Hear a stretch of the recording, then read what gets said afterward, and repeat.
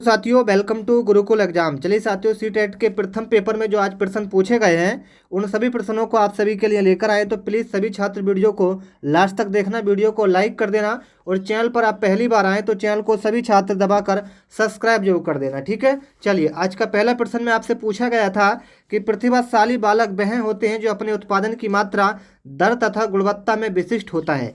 ये कथन किसने दिया था? काफ़ी इंपॉर्टेंट प्रश्न है और इस प्रश्न का जो राइट आंसर आएगा वो आएगा R.W. टेलर द्वारा। क्या मित्रों?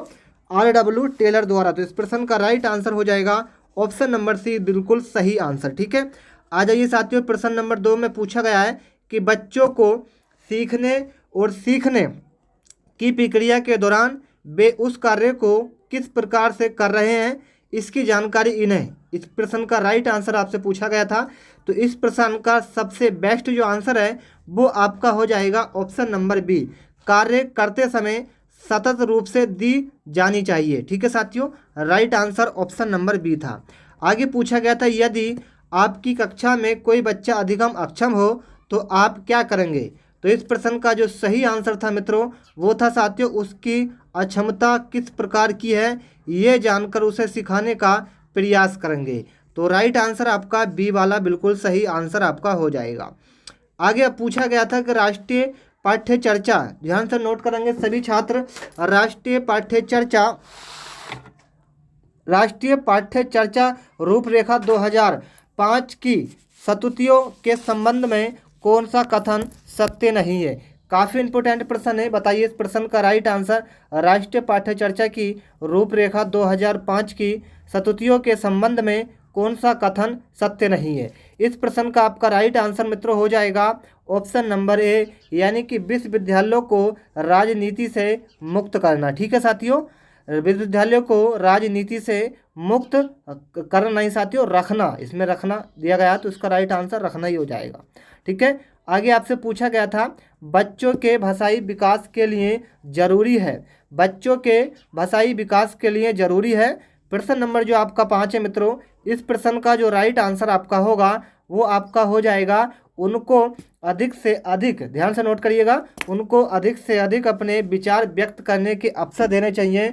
भाषाई कौशल के विकास हेतु गतिविधियाँ की जानी चाहिए। लिखना, पढ़ना, बोलना तथा सुनने का अभ्यास करना चाहिए। यानी कि जो तीनों विकल्प हैं वो आपके बिल्कुल सही हो जाएंगे, यानी कि उपयुक्त सभी इस प्रश्न का बिल्कुल सही आंसर आपका हो जाएगा। चलिए आगे आ जाइए मित्रों।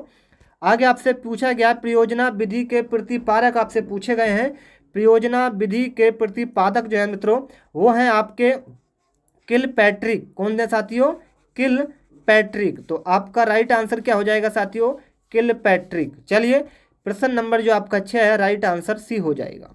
आगे आ जाइए मित्रों, प्रश्न नंबर 7 का जो आंसर आएगा वो आपको बताना है, फटाफट बताएंगे कि मूल्यांकन प्रक्रिया के 3 महत्वपूर्ण बिंदु आपसे पूछे गए हैं। मूल्यांकन प्रक्रिया के 3 महत्वपूर्ण जो बिंदु है मित्रों वो हैं आपके उद्देश्य, अधिगम, अनुभव व मूल्यांकन के उपकरण।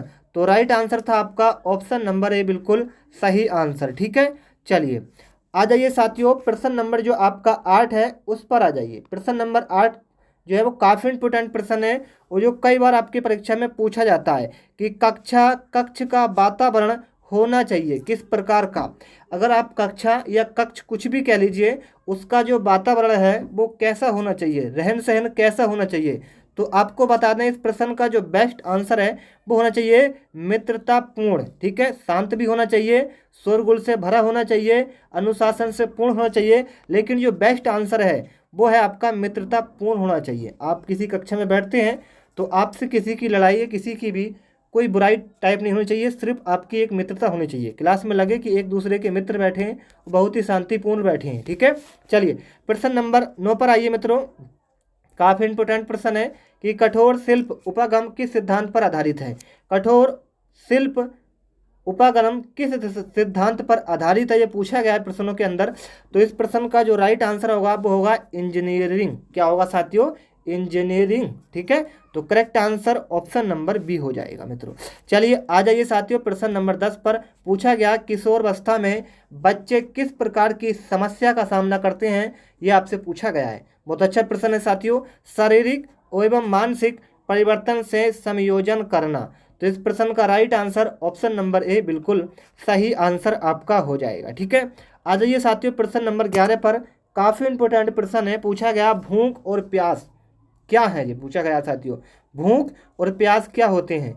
भूख और प्यास मेरे मित्रों होते हैं जन्मजात प्रेरक, क्योंकि भूख भी आप जन्म से लेकर आते हैं और प्यास भी आप जन्म से लेकर आते हैं, तो जन्मजात क्या होगा साथियों? प्रेरक हो जाएंगे। आगे आपसे पूछा गया कक्ष में शिक्षक व विद्यार्थियों के मध्य संप्रेषण होना चाहिए।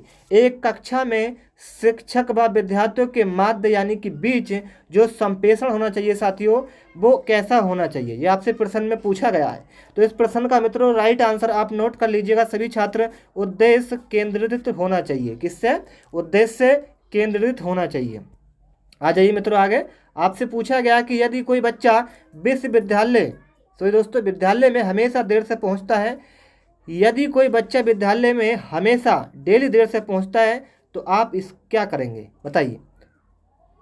एक बेस्ट प्रश्न उन बताइए, अगर कोई बच्चा आपके कॉलेज के अंदर या विद्यालय के अंदर हमेशा डेली देर से पहुंचता है तो आप जो करेंगे साथियों, वो करेंगे बच्चे से बातचीत करके कारण जानने का प्रयास करेंगे। ठीक है, ये आप जानते हैं, जाकि उसको ना डांटेंगे, प्रधानाचार्य से ना बात करेंगे, ना उनके माता पिता से बात करेंगे, सिर्फ बच्चे से बात करेंगे कि बच्चे ये बताइए कि आप डेली इतना लेट क्यों आते हैं, इसका कारण आप बताइएगा। ठीक है, चलिए कोई दिक्कत नहीं। प्रश्न नंबर जो आपका 13 है, राइट आंसर आप समझ पाएंगे, डी होगा। वर्तमान समय में शिक्षा का सबसे उपयुक्त उपागम कौन सा है? बहुत अच्छा प्रश्न है, बताइए। वर्तमान समय में शिक्षा का सबसे उपयुक्त जो उपागम है मित्रों, वो है आपका, नोट करते चलना, सर्जनवादी उपागम। क्या साथियों? सर्जनवादी उपागम। ठीक है, चलिए आ जाइए मित्रों प्रश्न नंबर जो आपका 15 है उस पर आइए। स्कूलों में अधिकतर शिक्षकों में अपने छात्रों के लिए किसका सबसे अधिक अभाव पाया जाता है? बहुत अच्छा प्रश्न है, राइट आंसर होगा घृणा, यानी कि नफरत, ईर्ष्या। ठीक है, तो करेक्ट आंसर क्या होगा? घृणा। ठीक है, चलिए आ जाइए प्रश्न नंबर जो आपका 16 है उसको नोट करिएगा। बताइए कि कक्षा या एवं कक्ष में बैठक व्यवस्था कैसी होनी चाहिए? बताइए कक्षा एवं कक्ष में बैठक व्यवस्था कैसी होनी चाहिए साथियों? ये आपकी होनी चाहिए साथियों, नोट करते चलना, ये आपकी हुई कक्षा एवं कक्ष में कराई जा रही गतिविधियों के अनुरूप। ठीक है, तो right answer option number A हो जाएगा। आगे पूछा गया अंत व्यक्तित्व बुद्धि से तात्पर्य। अंत व्यक्तित्व बुद्धि से क्या तात्पर्य, ये आपसे पूछा गया है मित्रों। इस प्रश्न का राइट आंसर होगा विभिन्न व्यक्तियों को समझने का कौशल। विभिन्न व्यक्तियों को समझने का कौशल इस प्रश्न का बिल्कुल सही आंसर आपका हो जाएगा मित्रों। आगे आपसे पूछा गया साथियों, वर्तमान समय में शिक्षक की भूमिका क्या होती है? वर्तमान समय में शिक्षक की जो भूमिका होती है मित्रों, वो आपकी होती है सुगमकर्ता की। किसकी साथियों? सुगमकर्ता की। तो correct answer option number B बिल्कुल सही आंसर मित्रों आपका हो जाएगा। चलिए साथियों आगे आ जाइए। आपको लगता है कि आपकी कक्षा में कुछ बच्चे बहुत तेज गति से सीख रहे हैं और कुछ बहुत धीमी गति से सीख रहे हैं, इस परिस्थिति में आप क्या करेंगे? ये आपसे पूछा गया मित्रों। बिल्कुल करेक्ट आंसर जो आपका होगा वो होगा तेज गति से सीखने वाले बच्चों की सहायता धीमी गति से सीखने वाले बच्चों को सीखने हेतु लेंगे। यानी कि जो आपकी तेज गति से सीख रहे हैं बच्चे, उनको उसी वे में ले जाना जो धीमी गति से सीख रहे हैं। तो यही इसका एक निर्माण होता है। Best answer option number D हो जाएगा। ठीक है, आ जाइए साथियों, शिक्षण अधिगम प्रक्रिया की दृष्टि से एक अच्छा शिक्षक वह है जो ये गुण उसके अंदर होने चाहिए। कौन से गुण? नोट कर लेना, ये गुण होते हैं कि जो सोचता है कि बातचीत को सीखने के संसाधन के रूप में उपयोग किया जाता है। तो right answer option number D आपका राइट आंसर हो जाएगा। ठीक है, चलिए साथियों प्रश्न नंबर 21 पर आइए। और आज के टोटल प्रश्न जो थे वो 22 प्रश्न थे। ठीक है, हम इसकी वीडियो की PDF हम आपको जो डालेंगे वो डिस्क्रिप्शन में डालेंगे। डिस्क्रिप्शन में आपको टेलीग्राम का लिंक मिलेगा, तो जाकर टेलीग्राम से सभी छात्र जुड़ जाना। परीक्षा में विद्यार्थियों से किस प्रकार के प्रश्न पूछे जाते हैं? तो वो होते हैं साथियों वस्तुनिष्ठ। क्या होते हैं मित्रों? वो होते हैं साथियों समझ एवं अनुप्रयोग पर आधारित होते हैं वस्तुनिष्ठ साथियों। चलिए आपसे पूछा गया साथियों प्रश्न नंबर जो आपका 22 है कि एक कक्षा में बहुभाषी विद्यार्थी ये स्थिति उत्पन्न करती है। बहुत अच्छा प्रश्न है। राइट आंसर भी सुन लीजिए, सीखने के समृद्ध संसाधन, सीखने के समृद्ध संसाधन। ठीक है, चलिए आ जाइए साथियों प्रश्न नंबर 23 पर आइए मित्रों। यदि कक्षा में पढ़ते समय आपको महसूस होता है कि अचानक सभी बच्चे पढ़ने में रुचि ले रहे हैं तो आप क्या करेंगे, बताइए मित्रों।